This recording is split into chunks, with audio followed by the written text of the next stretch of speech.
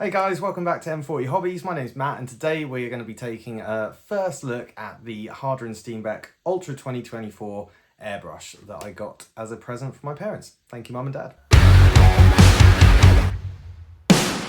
Now, importantly, I should say this is not my first airbrush. I've actually had one of these, which is a Fengder beginner airbrush that comes as part of a kit that you pick up from Amazon for about 100 quid. And I've been using it for about a year.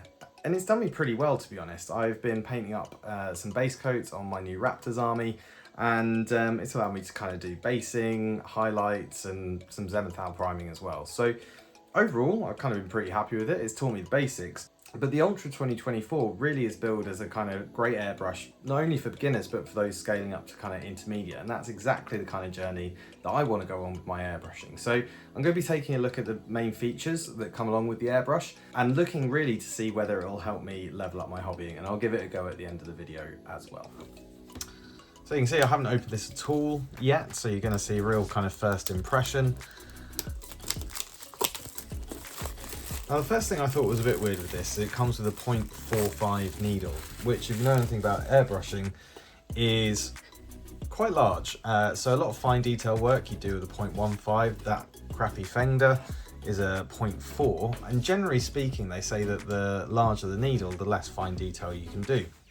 However, Harder and Steenbeck say that's not the case, and that you can actually get higher detail with this 0.45 brush.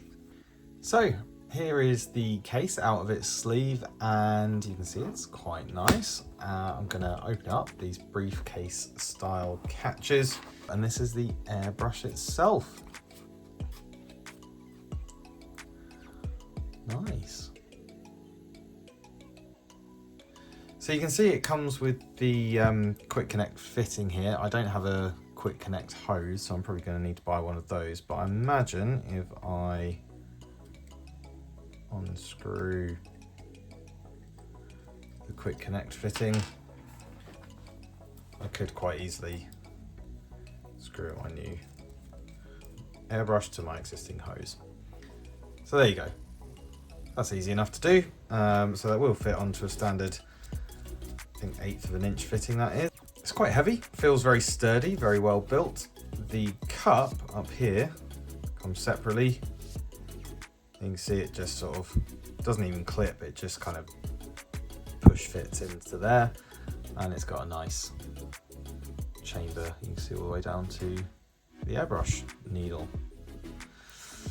At the front of the airbrush, you've obviously got the needle held by the cage. So if you look through there, that's the needle. And they intentionally designed this so that you can use a brush to stop clogging. So for example, if you grab a brush like this, you can see when I put the bristles in, they will go across the front of the needle, but I'm not stabbing at it, and there's definitely no chance that I will hit it with the ferrule of the brush. The other main standout feature here is, of course, this cuff, which if you see here has different settings based on the kind of airbrush work you want to do. So this one comes set here just on the stand one, which means I can pull it all the way back, and I can't actually pull this back until I've depressed the trigger. So with a dual action airbrush, you always have to push down to do the airflow and then pull back to release the paint, because by pulling back, you're pulling the needle back, and that allows paint to shoot through into the airflow and onto your model.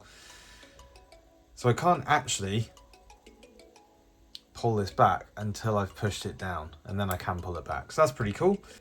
When you turn the cuff, so I'll turn it on to prime, it actually blocks how far back you can go for releasing the paint. So again, I have to push down, but you can see here,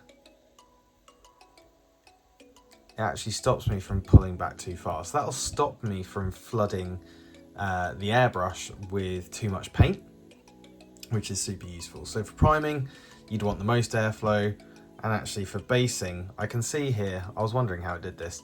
I can see here, this is on a slight angle. here. So basically, when I change it onto base, it's only going to allow me to pull it back just a little less. Then when you're getting onto your detail work, I would imagine one is for kind of general highlighting or closer detail. I can pull it back that far. You can actually see as I turn this, on number 2 it's limiting me a little bit more, and on number 3 again, a little ridge on it, and a little bit more again. So 3 is actually going to release the smallest amount of paint into the brush, and that'll be for the finest detail work. So that's pretty cool, I like that. We'll give it a go in a little bit. And then finally, the whole thing is meant to be very easy to break down, break apart and clean. So you can see I can pull the end off here. I can unscrew the clamp for the needle and just pull the needle straight out. That is a pretty chunky needle, I have to say, but there we go. And I can't actually bend this putting it back in because this is chamfered, so it's going to guide the needle back into the right position. So I'm just going to pop that all the way back through as far as it will go, and it stops pretty nicely back there. Tighten that up again so it grips it. Put the shield back on. This all feels very nice, I like it. So I'm going to pop the air on and we'll do our first little bit of spray painting with it. Okay, so I'm all set up. My compressor is full. I've got it set to about 25 psi as they recommend, and I'm going to give it a go. So I've got this Cadra Fireblade in front of me from Tau Empire, and I really want to give this a Zenithal highlight. So, God, that's flooded out.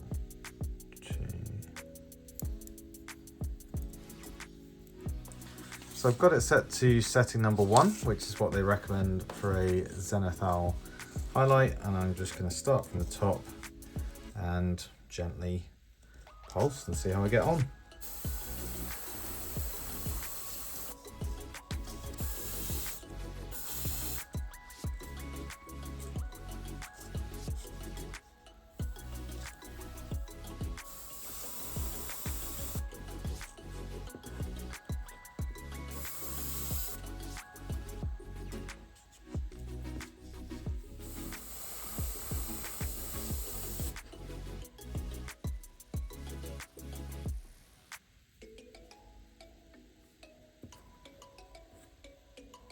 Well, you can see that's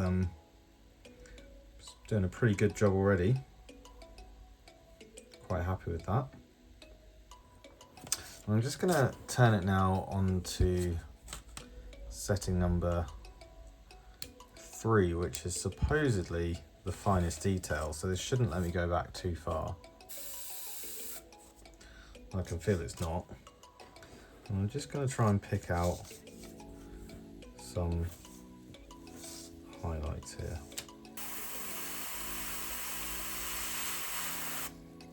Oh yeah, wow, I can really feel that's stopping me from putting too much paint on the brush, on the model.